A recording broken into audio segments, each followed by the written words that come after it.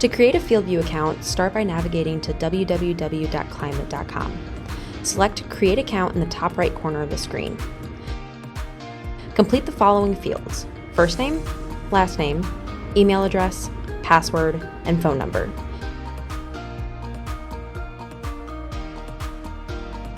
Confirm the country is correct for your location. Review the end user license agreement and the privacy policy.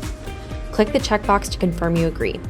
Additionally, indicate if you would like to receive emails and text messages from FieldView.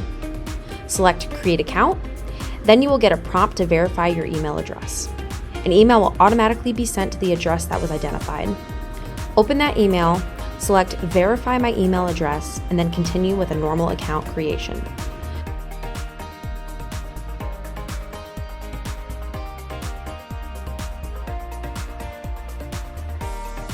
You will be directed to the Fields page where you can add or edit fields, import data through the data inbox, and access prescriptions, all in one place.